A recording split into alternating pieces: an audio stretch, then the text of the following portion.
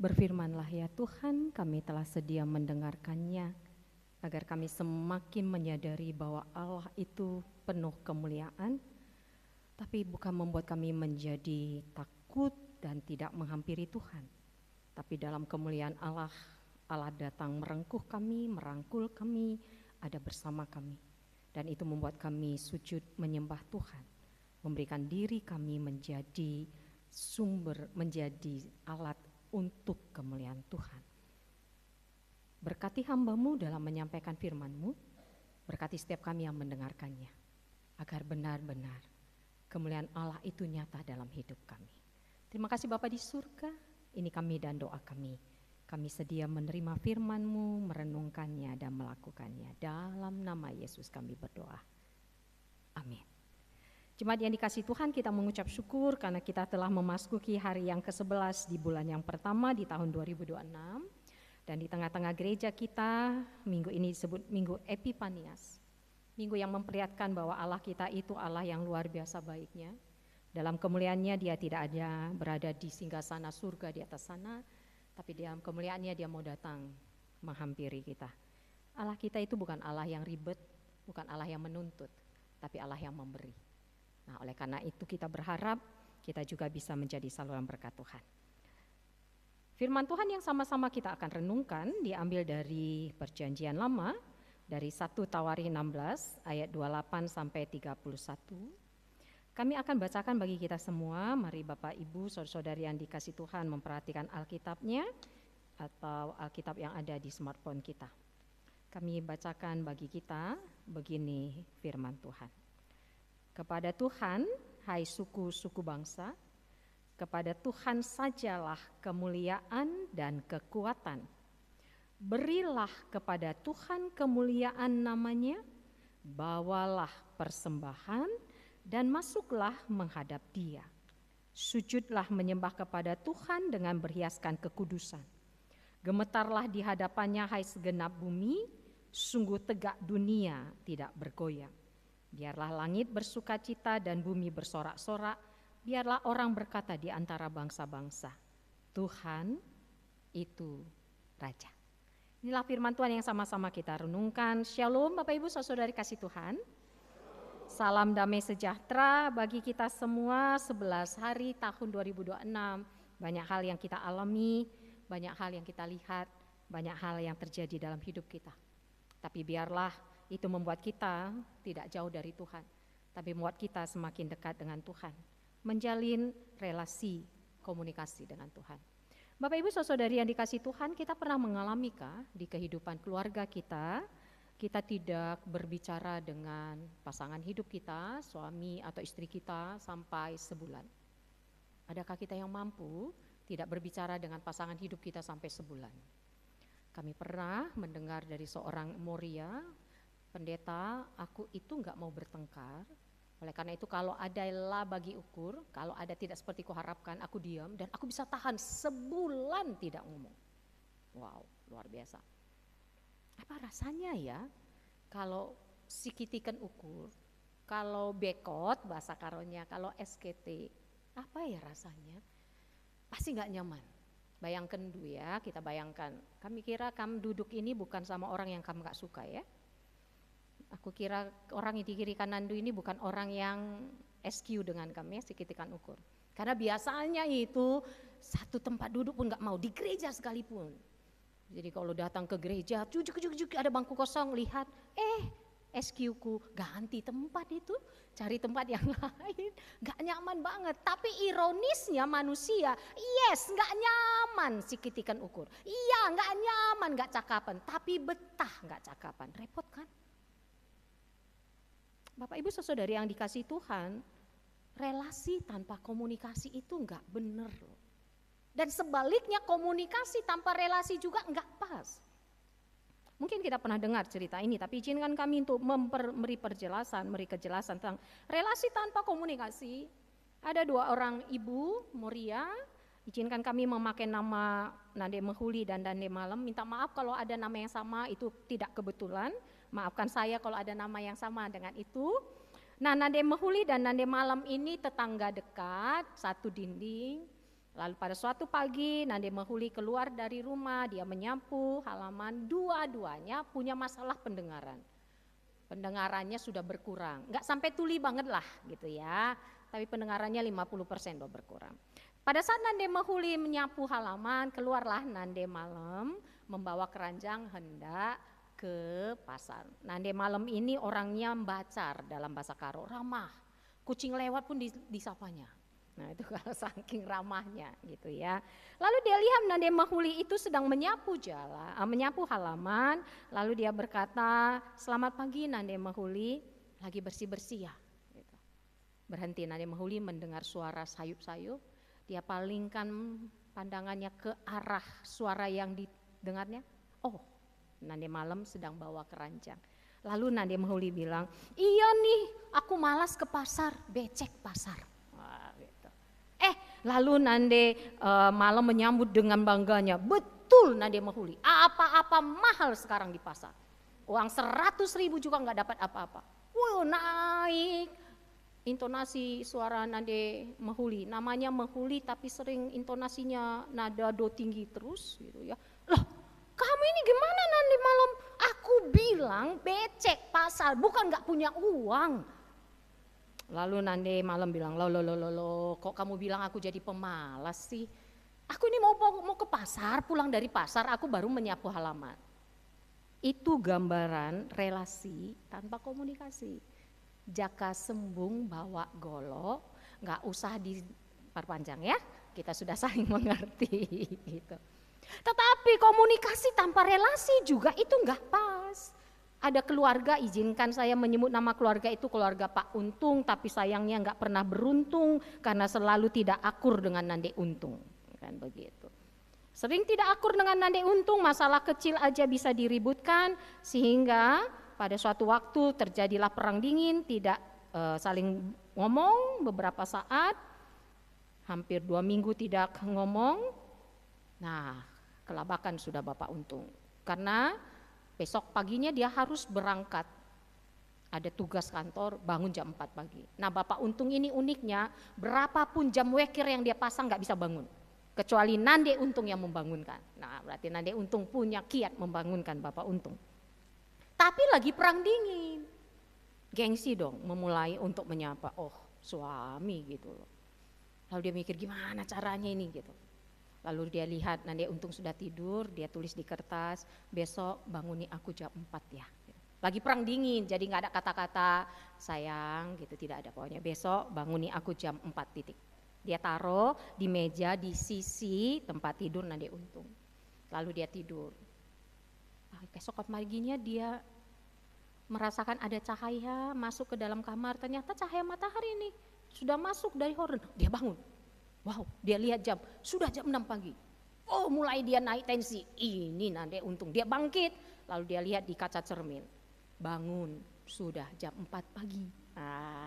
Nande Untung tulis itu di kaca cermin. Dia bangun, dia lihat, bangun, sudah jam 4 pagi. Nah itu dia relasi, komunikasi tanpa relasi. Dan Allah kita enggak mau begitu. Minggu Epifania seperti pengantar ibadah tadi, Allah yang memperkenalkan diri, Allah yang datang kepada kita, Allah yang menyatakan ini loh aku melalui Yesus Kristus, bukan sebatas memperkenalkan diri tapi juga memberi diri untuk apa? Menebus dosa manusia karena persoalan mendasar manusia yang tidak dapat diselesaikan manusia adalah dosa. Bapak Ibu saudari yang dikasihi Tuhan. Itu yang dikatakan dalam invokasio kita. Firman itu telah menjadi manusia dan diam di antara kita. Dan kita telah melihat kemuliaannya. Allah gak mau kita sendiri bergumul sendirian dengan dosa dan kegelapan kita. Kita memang sudah diselamatkan, Zaitun kami, Moria kami, Mamre kami, Permata kami. Tapi Allah tahu kita ini dari debu tanah. Allah tahu kita ini punya kerentanan. Ketika Tuhan menciptakan di Kejadian pasal 1, Tuhan menciptakan baik dan sungguh amat baik, tapi bukan berarti tidak bisa rusak. Itu makanya banyak orang berkata kalau Allah yang menciptakan dunia, kenapa dunia bisa rusak? Karena Allah bukan menciptakan dunia yang tidak bisa rusak. Baik dan sungguh amat baik, tapi bukan berarti tidak bisa rusak. Itu makanya Tuhan menciptakan manusia segambar dengan dia. Tapi manusia itu jatuh dalam dosa. Tapi Allah kita tidak mau kita berjuang sendiri. Tidak mau kita hidup dalam dosa berjuang sendiri. Dia juga bukan Allah sekedar mengkomunikasikan dari atas sana, dari tahtanya dan berkata, bertobatlah dan gapailah aku, menyembahlah kepadaku. Dan dia berada di atas sana. Allah kita enggak begitu. Agama mana yang mengajarkan itu Bapak Ibu Saudara yang dikasihi Tuhan? Allah bukan Allah yang tidak sudi disentuh oleh kita yang kotor. Tadi kami membawa renungan di ibadah bersama tahun baruan sektor Kanaan. Kalau kita beli baju, pasti kita nggak mau rugi. Kita pasti cek baju itu, apakah ukurannya cocok atau tidak. Kalau kita beli baju kan minimal kita cek ukurannya kan. Karena kita nggak mau bajunya kebesaran kah atau kekecilan. Apalagi itu baju harga 5 juta. Pasti kita cek ukurannya. Kita cek jenis kainnya, kita cek kancingnya lengkap atau tidak. Gak mau rugi, dalam membeli sesuatu pasti kita gak mau rugi. Barang diskon sekalipun pasti kita cek. Gak mau rugi kita, gak mau kita barang yang rusak. Mungkin ada produk yang di reject, tapi rejectnya gak terlalu besar, yang kecil-kecil aja. Kita gak mau rugi. Tapi Allah kita, dia mau rugi karena dia datang kepada orang-orang yang adalah sama dengan barang rusak. Akibat dosa kita ini barang rusak berpulungan. Kita sudah rusak. Gambar Allah yang ada pada kita rusak. Tapi Allah kita dia bersedia rugi mendatangi kita yang adalah barang rusak. Dia merelasikan dirinya dengan kita. Dia sama persis seperti kita, kecuali di dalam dosa. Itu dikatakan di dalam Ibrani. Ada 2 hal Allah menyatakan dirinya. Alam ciptaannya itu penyataan umum dan penyataan khusus. Melalui firman yang hidup yaitu Yesus Kristus dan firman yang tertulis yaitu Alkitab. Karena Allah gak mau kita meraba-raba apa maunya Allah. Allah kita itu transparan. Allah kita itu gak ribet. Allah kita itu simple. Malahan dia datang menghampiri kita. Epifanias. Allah menyatakan dirinya dalam diri Yesus yang berkorban untuk kita. Berjuang bersama-sama untuk hidup bersama Tuhan dalam bergumul atas godaan-godaan dunia ini. Bapak Ibu Saudari yang dikasihi Tuhan, apa kabar hari ini? Kok nggak ada suaranya ya? Atau saya nggak pinter ya? Biasanya ada yang pinter terpancing gitu. Apa kabarnya hari ini Bapak Ibu Saudari yang kasih Tuhan? Luar biasa, puji Tuhan, puji Tuhan. Tapi kalau mau jujur, benarkah kita luar biasa? Benarkah keadaan kita luar biasa? Terkadang kita malu menyatakan kita lagi tidak biasa-biasa saja. Hanya karena kita takut dibilang tidak beriman. Jangan sampai begitu ya Bapak Ibu ya. Kami percaya ketika kami berkata, apa kabar? Luar biasa. Benar-benar itu luar biasa. Tapi kalau sekalipun tidak luar biasa, lagi tidak baik-baik saja. Jangan malu Bapak Ibu. Jangan katakan aku tidak beriman ketika kondisiku lagi sakit, kondisiku dari masalah ekonomi, aku sedang ada pergumulan. Lalu ketika ditanya apa kabar luar biasa, aku harus katakan luar biasa. Sekalipun kita berkata tidak baik-baik saja, it's fine. Tapi kalau kita benar-benar mengatakan luar biasa dan benar-benar luar biasa, it's good. Jangan sampai kita katakan ketika aku berkata, aku tidak baik-baik saja, lalu aku bukan orang beriman. Karena ada seorang worship leaders menghampiri seorang pendeta, apa kabar? Karena ketika dia berkata, apa kabar? Luar biasa, dihampiri seorang pendeta, Bapak pendeta apa kabar? Bapak pendetanya diam, Bapak pendeta apa kabar?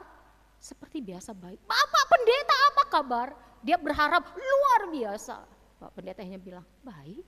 Bapak pendeta kita harus semangat. Kita harus buktikan, iman kita harus kuat, harus luar biasa. Nggak ada yang mengharuskan. Terkadang kita hidup dalam kamuflase.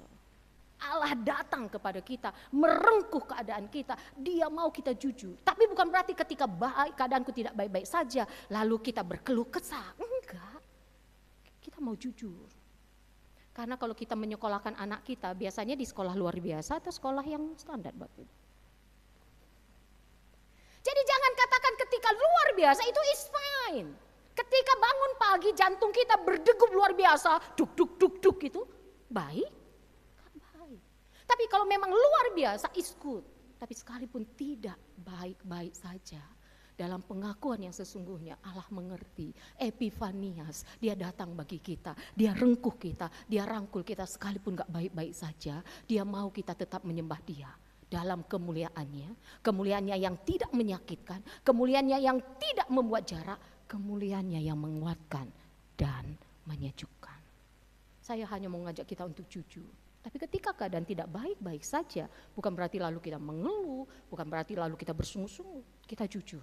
Tapi dalam ketidakbaik-baikan itu kita tetap memuliakan Tuhan. Bapak Ibu Saudari yang dikasihi Tuhan, Allah hadir dalam hidup kita yang penuh tantangan ini. Tadi kami katakan bahwa tahun 2026 sampai 2030 gereja kita GBKP fokus pelayanannya penguatan spiritualitas personal berbasis keluarga. Allah harusnya kita izinkan hadir dalam keluarga kita.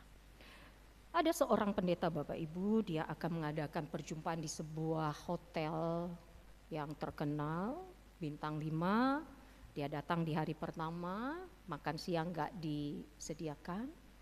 Dia dari gereja yang cukup mumpuni, yang cukup mapan, dalam arti finansial is okay. Makanya ketika dia sampai di hotel itu, dia menuju restoran, dia temukan teman-teman sesama pendeta sudah duduk di restoran itu. Tapi uniknya pendeta ini punya perhitungan, kalau aku makan di restoran itu pasti harganya sudah 2 kali lipat dinaikkan. Lalu dia bilang, dalam hatinya aku keluar saja dah, cari makanan di luar aja. Gitu. Lalu dia keluar dari hotel, dia cari makanan sekitar hotel, dapat satu tempat dia duduk. Ketika Bapak pendeta itu duduk, sayup-sayup dia dengar dari depannya, ada suara riuh rendah, ternyata ada, maaf sekali saya pakai istilah ini, bukan mendiskreditkan Bapak Ibu. Ada seorang waria, waria itu wanita pria, atau dulu disebut wadam, wanita Adam. Kita tahu ya, bahwa dia laki-laki tapi berpenampilan perempuan. Dia mengamen, dan orang-orang di sekitarnya, laki-laki yang di sekitarnya itu riuh rendah. Lentur sekali badan pria itu. Bapak pendeta ini memandangnya, melihatnya, tergerak dari hatinya. Ada dalam hatinya, dia gak pernah melakukan itu, tapi kali ini ada gerakan dalam hatinya. Ketika dia menghampiri engkau, ajak dia duduk. Itu dalam hatinya. Lalu setelah dia bernyanyi, dia keluarkan tempat, biasanya bekas permen Bapak Ibu, bonbon kalau bahasa Karo. Lalu dia mulailah ya minta ke orang-orang sekitar untuk diberi uang gitu ya. Dia kelilingi tempat itu sampai ke tempat Bapak pendeta. Dia sodorkan tempat uang itu. Bapak pendeta itu menatap dia dan bilang, duduk. Dia bingung, lalu dia bilang, duduk. Nah, kita tahu ya biasanya kalau izinkan saya pakai istilahnya. Waria itu kan dia membuat suara seperti perempuan. Dan dia agak centil-centil. Jadi ketika Bapak pendeta itu kedua kali bilang, duduk. Dia langsung bilang, Bapak pendeta aja saya duduk ya gitu ya. Dengan nada centilnya. Lalu dia duduk, lalu dia bilang, Bapak mau ngajak saya makan ya? Setelah makan Bapak nginap di mana? Mau ngajak saya nginap gitu. Bayangkan, orang-orang di sekitar pasti sudah melirik, bahkan mungkin sudah ada yang memvideokan dan punya pikiran ini laki-laki kayaknya nggak benar nih, gitu ya. Padahal Bapak pendeta itu hanya bilang duduk, jangan keras-keras suaranya. Kamu lapar ya? Dia bilang. Makan ya, kata Bapak pendeta. Bapak pendeta traktir saya ya. Setelah ini kita kemana Bapak pendeta? Mau di hotel mana? Nah, ngeri nggak kata-kata itu? Orang-orang di sekitar itu, dia sebenarnya belum tahu itu Bapak pendeta ya. Bapak mau ngajak saya makan ya, gitu. Karena Bapak pendeta itu pakai toga mini, kolornya itu dia taruh di kantong, gitu ya. Si waria ini belum nggak. Bapak mau ngajak saya kemana setelah ini? Gitu. Aduh, Bapak pendeta itu diam saja. Lalu dia pesan makanan, lalu benar-benar lapar banget itu waria itu. Dia makan dengan lahapnya, dalam sekejap mata habis. Dan biasanya tanpa dia sadari ketika dia sendawa, keluarlah suara ke laki-lakinya. Makasih ya Pak, gitu, suara laki-laki ini keluar. Lalu Bapak pendeta itu menatap dia. Lalu dia menatap Bapak pendeta itu, matanya tertuju ke putih yang di kantong Bapak pendeta. Lalu dia bilang, Bapak pendeta ya. Waria itu langsung bilang, Dia menatap ada sesuatu putih di kantongnya, dia tahu Bapak pendeta ya. Lalu pendeta itu bilang iya. Dia terdiam, dia terhenyak sejenak, lalu dia menangis. Menangis sejadi-jadinya. Bayangkan orang di sekitar jadi bingung kan. Ini kenapa lagi nih dibuat Bapak ini, pikir orang kan. Dia sodorkan tisu. Setelah agak tenang laki-laki itu, Bapak pendeta itu bilang, kenapa? Dengan agak susah dia berkata, Pak, saya orang Kristen. Saya dulunya guru sekolah minggu. Oh wajar ternyata, karena guru sekolah minggu jadi kelenturan tubuhnya itu ternyata. Tapi Bapak, orang tua saya enggak menghendaki saya. Saya 3 bersaudara, nomor 1 laki-laki, nomor 2 saya, nomor 3 laki-laki. Selalu saya mendengar penolakan atas diri saya. Bapak mama saya marah, kamu ini laki-laki apa enggak sih? Lebih senang menari daripada bela diri. Kamu ini laki-laki apa enggak sih? Kok kemayu? Lihat tuh abang-abang, malu mama bapak. Saya ditolak Bapak pendeta. Saya ditolak di rumah sendiri. Saya marah, saya kecewa. Ya sudah, akhirnya saya ke jalanan. Keluarga bisa membuat seseorang merasa tertolak. Tapi minggu Epifania, siapapun kita, Allah datang untuk merangkul dan merengkuh kita yang adalah barang rusak itu. Itu yang menguatkan kita, Zaitun kami, Moria kami, Mamre kami. Kuasa kasih Tuhan yang menghangatkan itulah yang membawa kita untuk merasakan kemuliaan Allah yang bukan menyakitkan tapi menguatkan. Allah yang hadir untuk bersama-sama dengan kita menghadapi kehidupan ini. Itu yang mengajak kita akhirnya dalam bahan renungan kita kepada Tuhan hai suku-suku bangsa, kepada Tuhan sajalah kemuliaan dan kekuatan. Kalau dalam bahasa karunia, pujilah Tuhan. Kalau dalam bahasa karunia, pujilah Tuhan okrina bangsa. Dia ajak kita muji Tuhan. Kita muji Tuhan bukan untuk menyenangkan hati Tuhan semata. Kita diajak untuk memuliakan Tuhan Bapak Ibu, bukan merayu Tuhan. Kita diajak untuk menyatakan kemuliaan Tuhan, bukan untuk merayu Tuhan. Memuliakan Tuhan berbeda dengan merayu Tuhan. Tuhan memperlihatkan dirinya melalui kemuliaannya. Dia yang maha mulia, dia maha agung, tidak ada siapapun yang bisa merendahkan dia. Sekalipun kita tidak memuji Tuhan, kemuliaan Tuhan gak berkurang. Allah gak perlu pujian kita.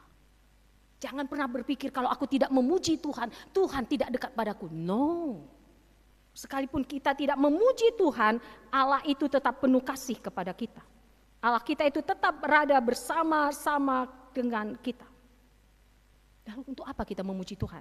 Kenapa diajak kita melalui firman Tuhan ini? Dikatakan marilah kita memuliakan Tuhan, marilah kita memuji Tuhan. Dalam bahasa karonya, pujilah Tuhan okrina bangsa. Itu untuk kita, bukan untuk Tuhan. Dipuji atau tidak Allah tetap mulia. Tapi kita perlu memuji Tuhan untuk membantu kita mengasah kepekaan kita akan kebaikan Tuhan, menghayati apa yang Tuhan sudah lakukan. Sekali lagi kami katakan, kita memuji Tuhan bukan untuk menjaga kemuliaan Tuhan. Sekalipun kita tidak memuji Tuhan, kemuliaan tetap ada. Tapi kita memuji Tuhan karena kita sudah merasakan anugerah kuasa kasih-Nya yang luar biasa, membawa kita dari dalam hati kita menaikkan pujian kita kepada Tuhan. Oleh karena itu, pujian kita kepada Tuhan harus selalu God center. Pujian kita kepada Tuhan adalah pusatnya Tuhan, jangan pernah kepada diri sendiri.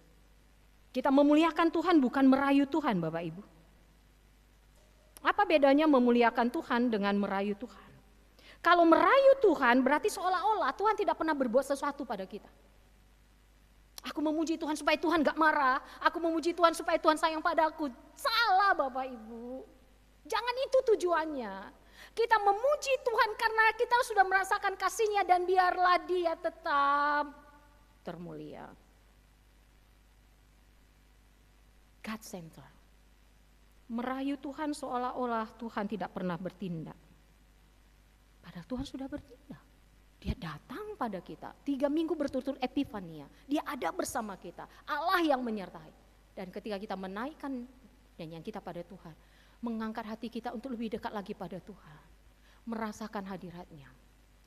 Itu makanya hati-hati, terkadang jemaat, gak tahu apakah Permata, Mamre, Moria Zaitun, kalau gak pas dia rasa lagunya, gak mau dia nyanyi.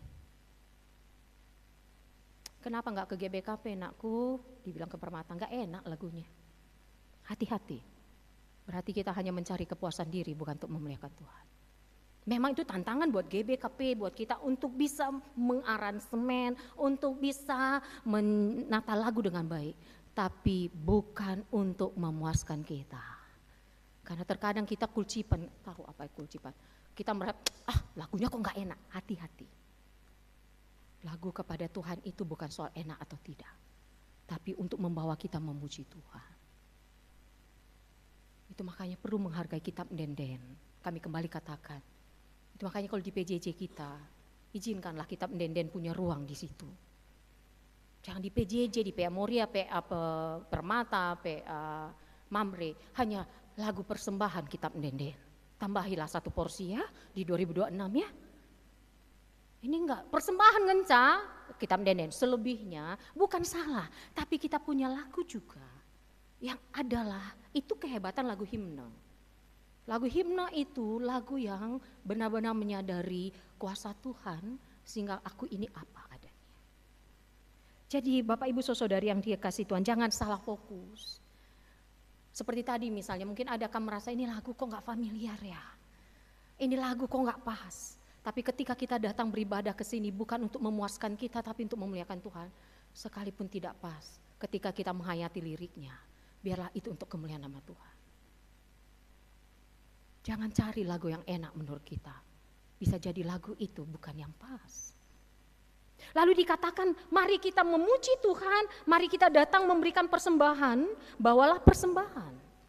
Persembahan ini bukan untuk merayu Tuhan, tapi untuk menyatakan kemuliaan Tuhan. Jangan berpikir kuberikan persepuluhanku, kuberikan persembahanku, supaya Tuhan lipat gandakan berkatku. Kalau itu tujuan kita, salah. Kalau kita berkata bahwa kuberikan persepuluhanku 10 juta supaya tambah 50 juta. Kalau itu semata-mata tujuannya salah fokus Bapak Ibu.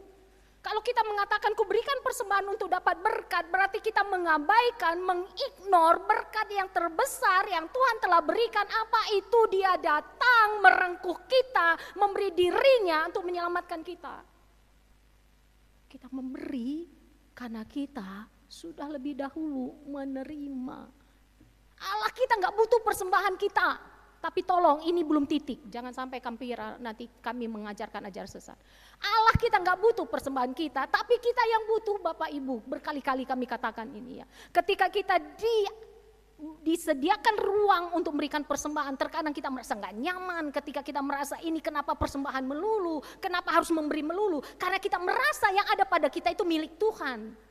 Tapi ketika gereja mengatur, mari datang kepada Tuhan bawa persembahanmu, itu mau menyadarkan kita bahwa yang ada pada kita semua milik Tuhan. Dia mengasihi kita, dia memberkati kita, sehingga dengan rela hati aku memberikan persembahan. Tapi dalam kerelaanku bukan suka-suka, tapi dengan sungguh-sungguh. Sehingga persembahan itu bukan semata-mata menyogok Tuhan, tapi persembahan ini itu benar-benar untuk menyatakan kemuliaan Tuhan. Kalau toh nanti memberikan persembahan persepuluhan, menang tender kam, itu bonus bukan tujuan. Karena ketika tujuan lu memberikan persembahan supaya kamu sehat-sehat, lalu ada sakit, kamu akan kecewa. Kita beri persembahan untuk kemuliaan Tuhan. Kemuliaannya yang agung, yang datang untuk merengkuh kita. Itu makanya dalam liturgi kita tadi dia datang, dalam kerendahan hatinya dia datang sebagai hamba dan mati di kayu salib. Itu yang membuat kita hidup ini untuk memuliakan Tuhan. Hidup ini untuk menyatakan kasih Tuhan. Untuk kita berhikmat, menaikkan pujian kita pada Tuhan. God center fokusnya. Bapak Ibu Saudara yang kasih Tuhan. Pujian bermanfaat untuk kita mengasah kepekaan kita akan kuasa kasih Tuhan. Pujian bermanfaat untuk mengungkapkan isi hati kita yang tidak bisa terlontarkan oleh kata-kata kita. Terkadang kita tidak tahu berkata-kata, tapi melalui pujian itu kita bisa berseru kepada Tuhan. Karena semua adalah kuasa kasih Tuhan. Itu makanya kita diajak seperti Rasul Paulus dalam bacaan kita. Luar biasa kami belajar juga dengan Rasul Paulus.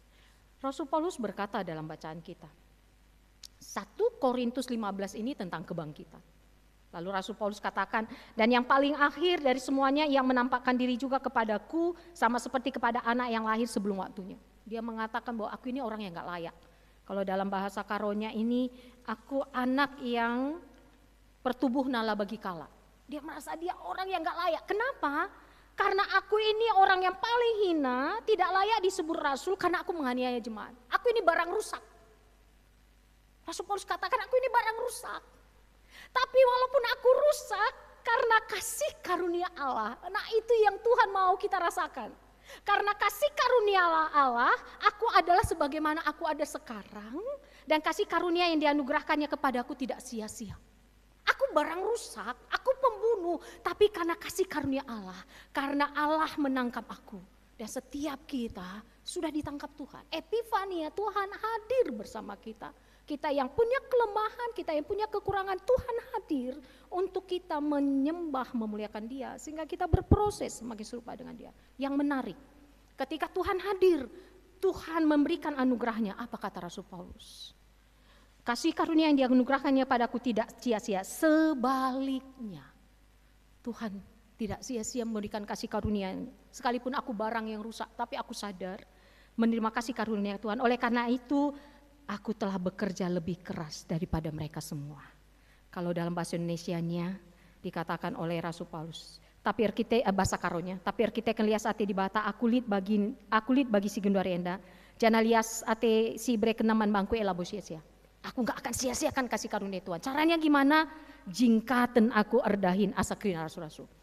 Sebagai tanda aku menyatakan kemuliaan Allah. Aku berikan versi terbaik dari hidupku. Sekalipun aku punya keterbatasan, sekalipun aku punya kelemahan. Tapi versi terbaik dari diriku keberikan kepada Tuhan. Untuk menunjukkan kasih karunia Allah itu tidak sia-sia.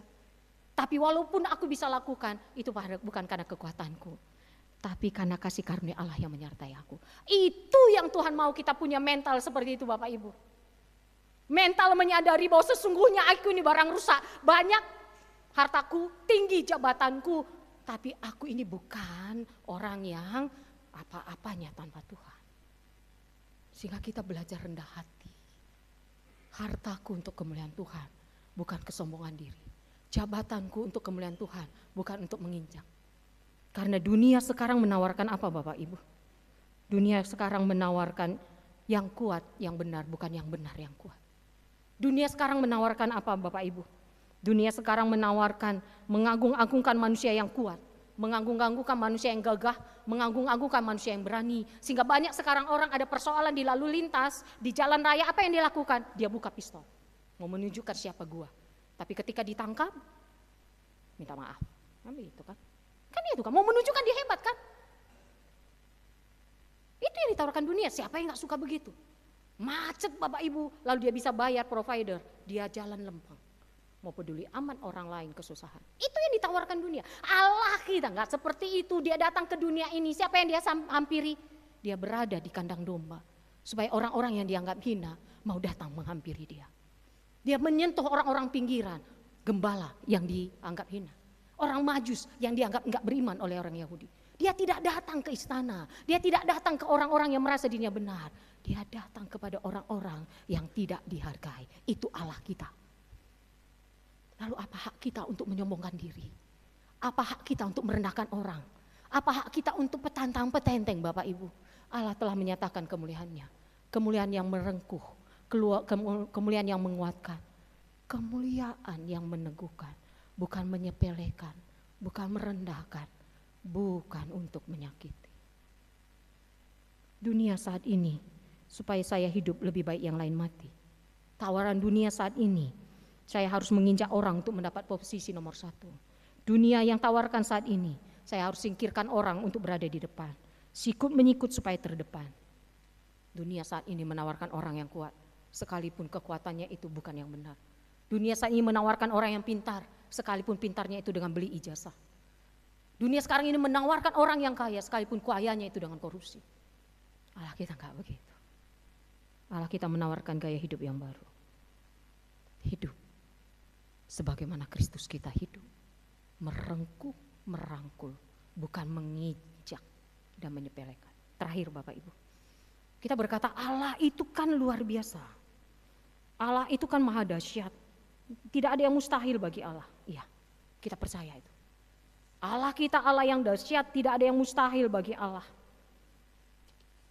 Seorang ibu yang kena kanker rahim kronis didoakan oleh sekelompok anggota gereja. Sebelum berdoa, simpan doa berkata mantap. Ibu percaya ya, Tuhan pasti menyembuhkan ibu. Tidak ada yang mustahil bagi Tuhan. Seorang ibu muda terpaksa dinyatakan tidak dapat melahirkan oleh dokter. Suaminya dengan penuh keyakinan berkata, tidak ada yang mustahil bagi Tuhan. Percaya saya. Iya, saya percaya. Tidak ada yang mustahil bagi Tuhan. Tapi ketika ibu itu tidak sembuh dari kankernya, terkadang terlontar kata-kata, karena imannya gak kuat. Ngeri gak Bapak Ibu? Dia sudah berjuang dengan penyakit kankernya, lalu dengan mudah kita katakan, karena kamu gak punya iman yang kuat. Ketika seorang istri tidak bisa melahirkan, suami yang percaya tidak ada mustahil bagi Tuhan, 10 tahun menunggu, lalu si suami bilang kamu istri yang gak benar, gak ada iman. Benar gak Bapak Ibu? Gak ada yang mustahil bagi Tuhan. Yes, Tuhan mampu melakukan apapun, tapi kita harus sadar, mau gak Tuhan melakukannya? Sisi ini yang gak nyaman bagi kita. Karena terkadang seperti yang kami katakan, kita itu menganggap Allah itu alat kita. Bukan Allah yang perlu disembah, tapi Allah yang perlu diperalat. Hari ini Tuhan mau ajak kita, mari fokusnya pada Tuhan. Itu yang dilakukan orang Majus dan gembala. Dia dihina, datang ketemu Yesus, mereka pulang dengan sukacita karena mereka fokusnya sekarang kepada Kristus. Dia dihina tapi ada Kristus yang menguatkan dia. Orang Majus awalnya percaya pada bintang timur, lalu bertanya Herodes, percaya pada Herodes, padahal Herodes ingin membunuh Yesus. Akhirnya ketika ketemu bayi Yesus, jangan pergi ke Herodes, kembali ke jalan lain. Mereka mau percaya, fokusnya pada Kristus. Itu yang Tuhan mau. Kita kenapa aduh pendeta susah banget lah menjadi orang Kristen ini. Karena hati-hati Bapak Ibu, seringkali kita memperalat Allah, bukan memuliakan Allah. Allah dan alat itu sedikit tipis. Contohnya Bapak Ibu, kalau kamu lihat foto foto bareng-bareng, 20 orang foto bersama. Yang kami lihat siapa? Saya pun pasti saya lihat foto saya. Itu kecenderungan manusia fokus ke diri itu. Makanya Minggu Epifani atau mau katakan aku datang untuk merengkuh engkau, mengasihi engkau sehingga engkau pun bisa menjadi saluran berkat. Itu yang Tuhan mau. Itu makanya tahun 2026 penandai-nandangi di Batam. Allah mau enggak? Dia mampu kok. Mau enggak? Terkadang kan kita enggak rela, masa Allah enggak mau menyembuhkan sakit? Enggak rela kita. Enggak rela kita. Mas Allah gak mau sih memberikan keturunan, gak rela kita. Tapi Bapak Ibu, Allah gak pernah mempermainkan hidup kita. Itu makanya kita diminta untuk memuliakan Tuhan. Berserah sepenuhnya pada Tuhan. Taat hormat pada Tuhan. Bukan merayu Tuhan. Jadilah kehendakmu, bukan ubah kehendakmu. Gak enak banget. Tapi Allah kita gak akan mempermainkan hidup kita. Dia datang merangkuh kita. Yang Tuhan minta seperti Rasul Paulus. Berikan versi terbaik dalam dirimu. Sekalipun penyakit tidak dipulihkan Tuhan, tapi iman percaya kepada Tuhan tetap kuat. Sekalipun gak punya anak dalam keluarga, tapi kemuliaan Tuhan dinyatakan dalam keluarga. Sekalipun ada yang merendahkan kamu permata kami, nyatakan versi terbaik dalam dirimu.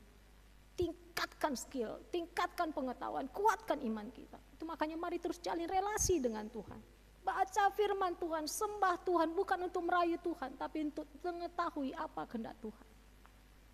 Sehingga hanya Tuhan yang layak disembah dan yang dipuji.